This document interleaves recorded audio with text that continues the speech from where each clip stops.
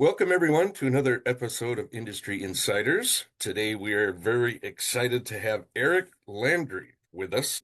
Eric brings a really unique perspective to real estate, coming from medical device sales and AI implementations in healthcare, and now operating inside one of the most unique brokerage models I've come across with Town and Shore, a real estate brokerage firm located in Maine. Welcome, Eric.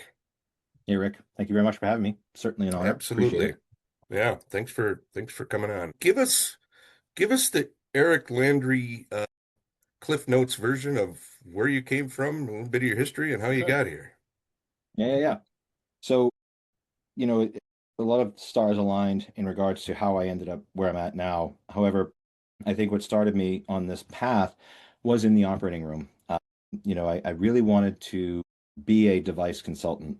A couple of very close friends of the family had done it for a long time, and it was just something I was passionate about. However, as I built my career into the operating room, I took a liking to technology and to the speed at which technology was both improving healthcare, but also growing at such a rapid rate. Fast forward to the dawn of AI, which I can't believe I'm saying this is quite a while ago. And I started an opportunity with a startup company that would literally have revenue cycle management processes taking place 24 hours a day, 365 days a year for these very, very high paid revenue cycle management teams at healthcare systems. Sadly, when COVID started, that kind of crushed this little startup company. And that gave me my opportunity. That gave me my opportunity to take what I'd learned, how to operate a business, how to run your solo practice, if you will, and then just marry that into real estate. However, that what I found to be the most thrilling is that now I was my boss. I was the captain of my ship. I was the director of who was going to be successful and how I was going to be successful. And I think that in itself gave me the stage to be on and to be recognized by Town and Shore. And even to your point, their uniqueness around you only get a seat at the table if invited, then you have to be unanimously voted in, and then you become a partner owner. And each of us is a partner and an owner. And it really does melt collaboration and ownership into the same box. And it is unique for sure, for sure. Yeah, absolutely.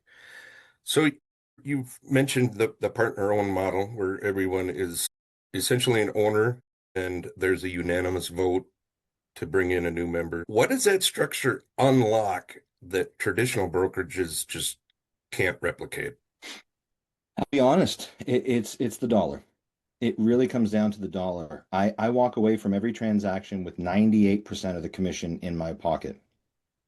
And that's huge. You know, even on the more aggressive relationships, it's a 70-30, maybe a 75-25 if you've been there for a Hmm. while. And that's the standard. However, there's also a caveat to that that is equally as impactful as the dollar, which is I write my own contracts, decide how my contracts are structured. As long as they're legal, I can run them that way. And I don't do a check and balance with anybody. And that's another piece of it that I think gives our very unique brokerage its pizzazz. Hmm. So you've said something that stuck with me that in real estate, there's no widget left behind. The real impact is service. Yeah. How has that belief shaped how you structure deals and relationships with your clients? So even my previous life, I would present this cutting edge piece of technology that as long as I educated the end user correctly, it would shine on its own as long as used correctly. However, with Hmm. real estate, our service is that cutting edge piece of technology, our discipline, our commitment to the client's needs. And I think that right there, if you are forensic about how you approach your listings and how you approach your buyers, you end up standing out head and shoulders above the rest because of the level of information, research, study, and obviously compassion and empathy that you can bring to each of those situations. Because unlike a device, your client is a human being. They have emotions, they have fears, they have pressures, they have stress. There's an enormous amount going on all at the same time. And so it's really imperative for us in the real estate field to deliver that cutting edge, almost head and shoulders above service level to our clients because that's how we shine and that's how we build our business. Yeah, absolutely. In a relationship-based business, that relationship is the business, right? It is. It is Yeah. 100%. So with the ability to structure contracts however you see fit, how does that change the client experience compared to a more rigid standard brokerage environment? I'd say the first and foremost is the buck stops with me. So when we're working through Mhm. different transactions and different structures, it's not like I have to say, oh, well, hold on a second. I have to review this or get this approved. It's not like that. It's, yep, this works for me, works for you. Great, let's move forward. And it's almost more agile because not every client is ready to just take their time and easy going through it. Some have a pressure. I've got to move to this state. I've got to get my house sold. I've got to do this in a time frame. And so the more agile you can be to achieve their goals and hit their time metrics, the better the experience will be, of course, because you're now not wasting time. They're seeing that. Even if the client isn't recognizing it and telling you back, they can feel, wow, this is very fluid. This is great. This is exactly what I need to have happen. And then Mhm. on the flip side, sometimes it's, well, I want to take my time. I want to really go into this process. And again, because I'm the master of my business and my contracts, I design it to work for them. And so I think that does give you an edge. However, one of the things that I constantly remind even my other partners of is that when you live in that real estate space for too long, and I say too long because it's easy to take for granted the fact that general public aren't living in the space with you. And so Mm. the more transparent you are, and the more, I'll go back to that word forensic, the better that you can have them in the boat with you, not on the dock waving at you as you fly off. That's the way to say it. Yeah. Yeah. Because, it is a team approach. And I think that's another piece of real estate that makes real estate unique is that not only are you a team with your client who's selling the home or a client who wants to buy a home, you're also going to be a team with the co-broke, the buyer's agent, or for that Hmm. matter, if I'm working with a buyer, the listing agent. That's a whole nother animal that is very unique to real estate, and it also, is a strength. Yeah. And I would assume with this structure that you can negotiate with your client a little bit as far as the commission structure goes, Certainly correct? can. Certainly can. Yeah. Yeah, And yeah. it also, and I won't go into exact numbers, but I always Hmm. speak to my clients, especially when we're selling a home, to the fact that because we are presenting our home to the market, we want in return a buyer's agent and a buyer that are equally invested, that are equally going to work as hard as we are in exposing the home as to buying the home. And when we're under contract, we want Hmm. that level of service to continue on. In any business transaction, how do you identify what you expect out of the transaction or how do you expect the experience is sadly how you pay. And so what I'll explain is that if we're Hmm. rewarding the buyer agent with that level of commission that is aligned with the expectation, the likelihood of that happening is very high. Now, I've been in my industry and in my very local geography long enough so I even identify amazing brokers. Wow, I would love to work with them. Geez, we're selling your house, Barbara, and I got to tell you, working with this specific agent in the past has been flawless. They're as equally committed to the success of the transaction for their buyer as I am for you and the success of the transaction of your sale. That is a huge, huge opportunity to really, again, exceed their expectations because it's not just the time to make the relationship with the seller and the buyer, it's the time to build a relationship with those other brokers out there because you want that two-way street of respect as well because everybody Hmm. just shines better. Yeah, and you can also find yourself working with some agents that are not a nice and smooth experience to work with. So I have a pearl that my very first designated broker gave me, and his name's Tim Dunham. He's a phenomenal broker and an even, I'd say, equally phenomenal trainer. And the pearl that he gave me when gosh, I mean, it might have been a week into real estate. He said, if ever you're in a transaction where you sense or feel that the other side isn't towing their weight, don't waste a moment of energy on being frustrated. Pick that up and carry both sides. You will shine brighter every single transaction for both sides. And that's how I've approached my real estate business from that day forward. And I really do believe that is the way that you shine. And again, you deliver that higher level of service because as long as you know and you know what to do and you know how to do it right, you get it done. Well, your people appreciate that much more, I think, 100%. because if the other broker is a little difficult, that can delay Sure the can. transaction. That can throw different monkey wrenches here and there into the operation and can really taint the experience for everybody involved. 100%. Yeah, 100%. yeah. So I know I was going to ask you, do you do you specialize at all? Kind of, do you try to get work more with on the listing side or the buyer side, or you don't have any preference? I do have a preference in regards to the fact that when you're building a business, listings are how you last in real estate. And Hmm. it's a very cliched statement. And when you're in those circles, it's list to last, list to last, list to last. It's black and white. But the math behind it does make sense because when you represent a listing, the buyers are coming to you and they're not always represented.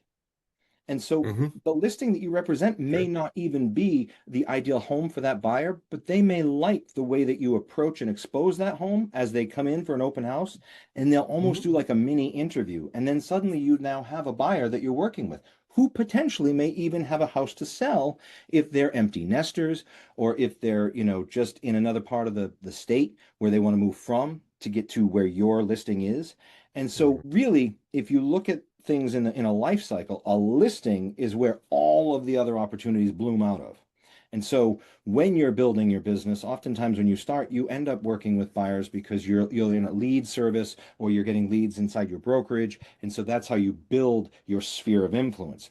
But once you've been in it long enough, it's amazing how the trajectory just if you're doing the right work, the trajectory just ends up the pendulum swings over and like I rolled into this year looking at all of my listings. That's where my focus was. That's where my energy was. That's where my opportunities are coming from. And it just happens that way. But yet that is where I think if you're going to focus energy, if you're going to focus marketing dollars, if you're going to focus social media work, you need to focus more towards the listing side of the business. Because again, that's where everything else stems from. Yeah.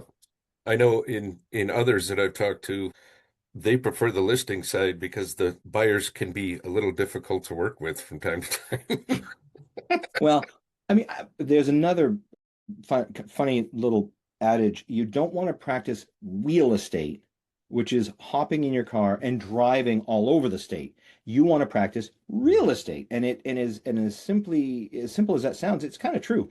When you're practicing real estate, you're selling a home and the buyers are coming to you. And even then, when a buyer comes to me, I go through a rigorous buyer consultation because I want to know exactly every single thing that they're interested in, what their hot points are. Have they had an experience before? What was that like?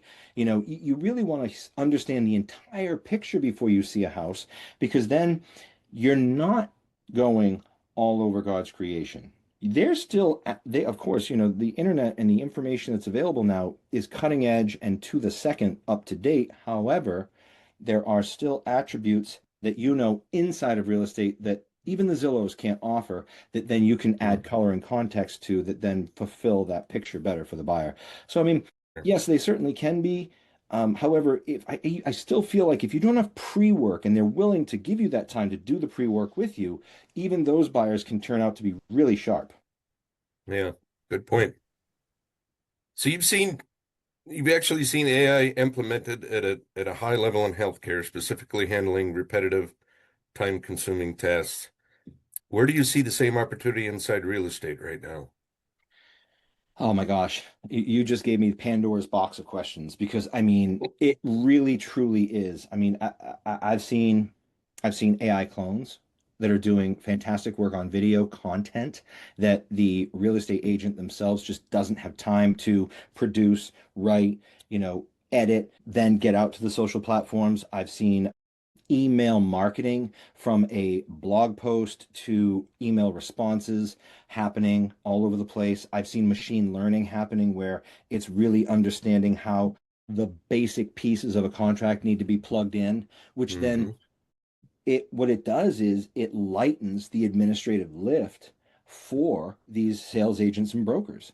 And then, Sure. of course, just like when I started, presenting AI to healthcare systems, we were presenting AI as an administrative lift, as something where the generic, repetitive tasks could be alleviated immediately, allowing you to focus at the top of your degree, really the most complex and challenging things. I see this exactly echoing that that mission statement inside of real estate, where there are so many monotonous, time-consuming things that just envelop you every day. If that even gets lifted by 50%, you are so much better off because at the end of the day, the most important time you spend is in front of the potential buyer or seller. That's it. That's Mhm. all of it. That's everything because the note cards, the emails, the social media posts, the videos, posting signs, the just list is just sold, those are all great, but that's not growing your business. It's when you're in front of a buyer or in front of a seller.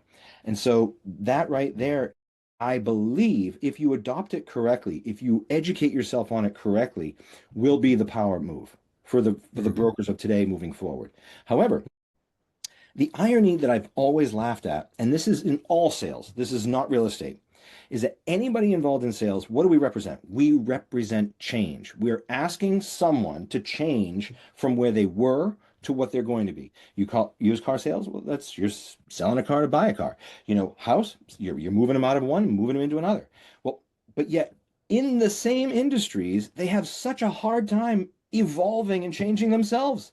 It's this constant thing. And I'll tell you, those that adopt, learn, and learn to utilize are the ones that excel. And those that get Mhm. stuck, they do their thing. Yeah, I think sometimes there's a little bit of paralysis in the utilization because there's so much out there now, and you and I both know that along with the fantastical stuff, there's always there's garbage out there too. Yeah, of course, of course, of course, of course, yes. Yeah, and I think some people are just paralyzed and afraid of making the wrong choice. No, that's fair. That's absolutely fair. And I think I agree with that. I agree with that 100%. And I think it's a matter of I self-educate constantly, and I think that was just because that's just how I'm wired. I want to constantly know more. I want to constantly evolve, and I enjoy it. I enjoy learning. I always have. And one of the things that I saw in AI, and it's so crazy to think that great platform right now, Claude. Claude is Mhm. a unique AI platform because you can teach it skills and and it will teach itself artifacts that then you can reuse. That is so head and shoulders above so many other things. However, it's exactly what the AI that I represented so many years ago was doing then.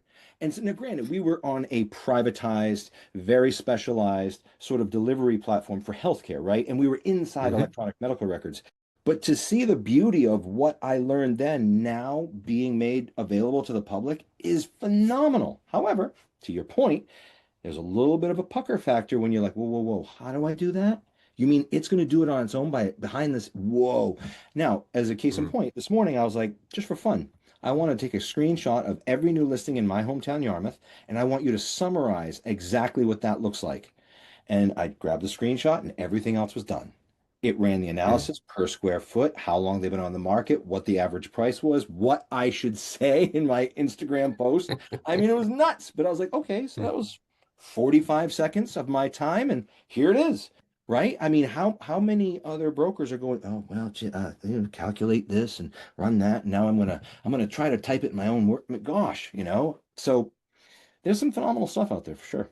Yeah, well, yeah, and you talk about doing it manually. 4 hours later, you still might have something that still wasn't as good as you just created in 45 seconds, you Yes, know? exactly. And Yeah. but now the caveat to that, and I heard a presenter speak to this, artificial intelligence has almost commoditized information. Because if you think about Hmm. it, that's Hmm. what it's done. Anything that's on the internet is now available to be modified and manipulated and presented at the snap of the fingers. And so if you're not learning how to do that, you're literally holding yourself back. You really are. Yeah, yeah, undoubtedly. You gave a great example of using Chat GPT to prep for board meetings on the fly, even Hmm. turning PDFs into conversations while driving. Yeah. What are a few other ways you're practically using AI as an assistant in your day-to-day? So there's a couple of them. The one that I probably use the most is the one that talked about, and I'll talk about it again, is that, oftentimes I'm a member and a co-chair of the Yarmouth Affordable Housing Committee. I'm a director on the Greater Portland Board of Realtors. I'm a co-chair of the affiliate committee inside the Greater Board of Realtors. I'm an owner and a partner. I'm a husband. I'm a dad. There's a lot going on. And so oftentimes I deliberately don't take the time away from my evenings with my family to research PDFs or articles or things that I need to learn about because I know that I can dump the PDF into AI, put on the live chat, but I'll set it with a prompt. Research everything inside this PDF, talk to me about it, and question me on things as I drive. And so if it's a 30-minute drive, it's perfect. It wraps everything up in the length of that drive, and I've got all I need. And I'm talking on Bluetooth, so I'm never taking my eyes off the road. And so I'll do that with a lot of different PDF versions of things. Mhm. There's another nice one that I use, which is, and this is more recent, but I had Claude read all of my Google emails that I wrote. And that way it now knows the style that I write in. And I have it do a morning briefing for me on all the emails that happened the night before at about 7 a.m. So I now know what I need to focus on for the day as it came in. And I'm not rifling through all the junk emails to get to the good ones because Claude's already audited that for me. So that's another nice feature. Yeah. And one that I'm using, and I'll be honest, this is brand new for me. I am using an AI clone. I vetted it with a producer of this type of content. He specializes in real estate, and it is next level nuts because I sent it to my wife, and the only thing that she noticed that was different was the mole on my face wasn't there. Everything else was great. And I'm like, oh my God, that's crazy. But she's like, yeah, but it stood out like all of us, where'd your mole go? And I was like, all right, that's fair. So I let Right, him know. I was like, right. we'll add it back in. Yeah, yeah. Nuts. Uh, No, I got a kind of a similar story because I'm missing a finger, oh, right? sure. I had a some pictures made and it gave me a finger. So I I was complete again. Yeah, I was gonna say y'all 10 are back. Yeah. That's insane. Yeah, no, so I get what you're saying there. But I love it because what you do is you build the content, right? Like you build the focus. Because one thing about real estate, and it's very unique, is that it's super, super hyper local. Super hyper Hmm. local. Like if there's a Hmm. new salsa place or a Mexican joint on Main Street in Yarmouth, that's big news, right? Or if there's a boatyard that just opened up competing with another, that's a big, big moment, right? And so oftentimes you want to show those types of things. You want to spread light on them. And the beauty of it is you just create the talk track and then plug it in, and then boom, you've got yourself already out there. And the guy that I'm working with was like, oh yeah, and don't even worry about the outfits. I can swap those out. I've got 5 different pictures of you, different, like for example, a town and shore polo, then a white shirt with a blazer, and he's got all these different ones. He's like, so it'll never look like it's all the same. And I was like, oh my gosh, this is just crazy. It's perfect. Yeah. Yeah. I mean, there's another one where Everybody's Maine has this grant this year from the insurance companies of $15 million. And if you own a home and you're a Maine resident, you can apply for this $10,000 grant towards a new roof. And it's a $10,000 grant. So they're not going to ask for the money back. The catch is that you have to use one of their certified roofing companies. However, they also have an inspector that actually comes out and inspects the quality of the product before this roofing company can get paid. So the homeowner is getting a phenomenal roof. The roofing company is getting a great business because they're not forced to discount their price. But the homeowner is getting that $10,000 grant. So if it's a $20,000 roof, you're paying 10 grand. But at the end of the day, the third most important part is it's being checked off by an inspector. So this is the first time that Mhm. ever anything's like happened like this in the state of Maine. But I think when it comes to longevity and resilience, this is going to really be a very positive step forward in how Maine homeowners get to have work done to their homes. Kind of excited about it. Yeah. Yeah, absolutely. So you touched on something important. AI isn't the end all be all. Where do you see agents overestimating it and maybe some areas where the bulk of agents and agencies are still underutilizing it? Okay, so to approach that question head on, real estate's still a human to human business.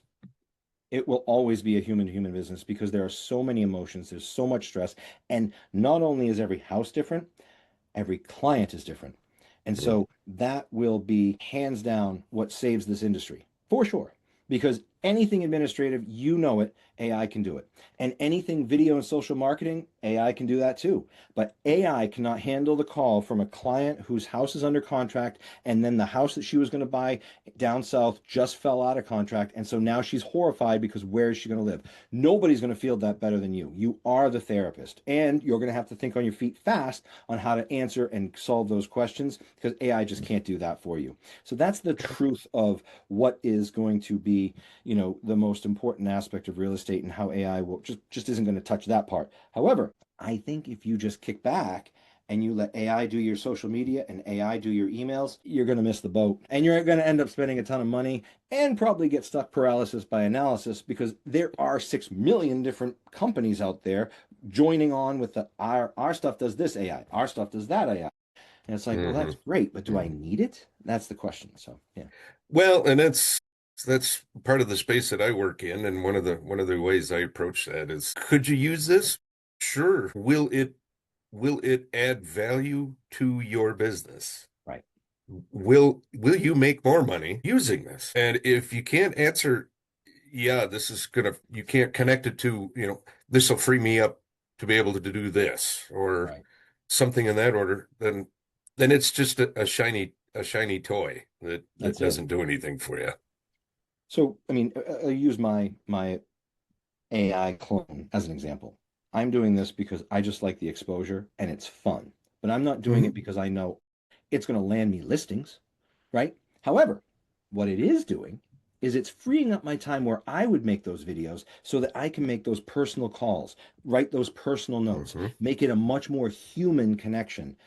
And yet I am still getting the exposure out there. I am still getting my messages out there. I'm getting what's important because I'm also on the sustainability affordability committee within the Greater Portland Board. And so I really do want to push the awareness of these programs. I do really want to push all of this available information out to the public because they benefit. However, Hmm. if there's a way that I can spend more time reaching out to my selling clients and yet still get that messaging out, that's the win. That is the win. Hmm. Yeah. Looking ahead over the next 6 to 12 months, what signals are you watching, whether in the market or in technology, that will tell you you're moving in the right direction? Exposure. Exposure of the initiatives that I'm driving. I think if I can drive that, I'll know I'm heading in the right direction. And by that, I mean, other brokers that I don't know yet reaching out to me and saying, hey, I saw this messaging. This was really good. I want to learn more about it. Listings doing the same thing. There are modalities even within outreach that are being handled by AI better than companies used to. Case in point, there's a Thanks IO company that will allow you to handwrite a thank you note or a thank you letter. However, on that is a QR code. Now, there are other companies that have had QR codes forever, and you scan them and it Hmm. recognizes it. Thanks IO actually grabs cell phones and emails and all this other stuff, so it creates a picture for the person that's responding to scanning this QR code. Because don't forget, it's public information that how long they've owned the home. It's public information on how much they've already paid down on that home. It's public information on the rough idea of the equity in that home. So then now you're getting a much more complete client profile than you have in the past. And so again, we're still handwriting it, we're still making it personal, but now AI is adding more icing on that cake. And so when you Hmm. get that information, it's a more complete picture that you're working with than in the past. And so that's something that I think I'm going to be watching very closely. You mentioned balancing service and scale. What's the biggest bottleneck that you're facing right now in growing your business without sacrificing that service level? So I would have been hitting bottlenecks like after year one, but I got a virtual assistant who has changed my world and for the Mm-hmm. better. And I she's part of my team. I mean, we are a team. However, one of the things that I focused on, actually, this is after year three, I started focusing on this. I did not want more volume. I wanted to calibrate the scale so that I was getting higher price listings, Higher working with higher ticket quality. dollar buyers, but the Hmm. same number of sales. Because to be successful in any business, but real estate specifically, I think you need to have a place that says this is where what I define as successful for me and my whole quality of life. And the beauty of real Hmm. estate is you model that to exactly how you want. You want to be a gazillionaire, you can be. But if you want to just be like, I want to have time with my kids on the weekends, I want to go to my kids' sporting events and cheer them on, I want to have an active lifestyle, you can do that too in real estate. And it's Hmm. all in how you work your numbers, right? Because it does come down to math.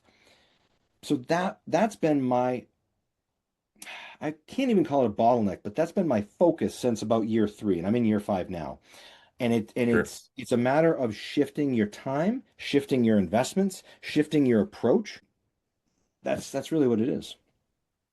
What are you seeing in your market right now I mean, what is the health of the market in your area? So it's a really good question, and it's so unique. And so if you went Maine and Washington and Florida and Tennessee, you get different answers from all of them, right? Because everybody's got a Mm-hmm. different micro pocket of business. I think what's really interesting is we're still experiencing the seasonality of real estate. That hasn't changed. You know, Maine, Hmm. the snow thaws away, the grass starts looking greener, and suddenly you've got listings popping up, you've got buyers showing up. That definitely happens. I will say though, and this is even in my office, this is beyond just me, this is my partners as well. We're seeing people with the real life changes. My kids are out of the house, I'm going to downsize. I've lost a spouse, I'm going to move out of this one. You know, this, we have to move. We're literally growing out of our house. We're going to put this up for sale, we're going to buy something. I'm seeing a lot of that, the real architecture of real estate change. Hmm. Whereas, and I think you could probably relate to this during COVID, it was like, oh, the wind blew a different direction. We're going to buy a house today. It was Yeah. nuts, right? Now I Yeah. am working with some investors, but even those investors that I'm working with, they're more savvy about how they approach their investments. And it's all because of AI and the information online too.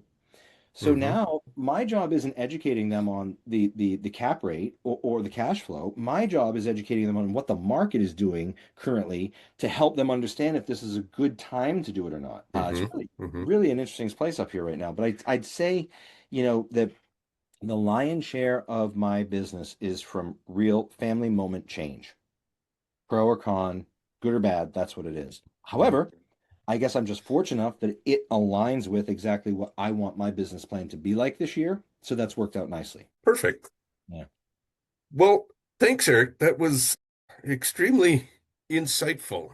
Oh, good. You you brought up a lot of points that haven't been touched on in these podcasts that I've done to this point. So this is going to be very interesting for the audience to check out. Excellent. I hope they enjoy it. Yeah, absolutely. Leave us with how anybody can get in touch with you. No, of course. Yeah. No, if and this is another piece that I think is critical in real estate, and that is to be know, liked, and trusted by brokers that are outside of your state for the sole purpose of you want to deliver for them the best service so that their friends and family of that client that came to work with you, who may still live in that state that they're from, really enjoy their service and trust that they sent them to the right person. And so I think if you're coming Hmm. to Maine, give me a call. If you want to live in my state, I would love to help you out as long as it's Southern Maine. But yeah, I mean, 207-632-7500, public number, and that's me. Perfect. Awesome. Thank you much, Eric. You bet, Rick. Thank you. Appreciate Yep, it. yeah, absolutely. And thank you all for joining us, and we will see you again on our next episode.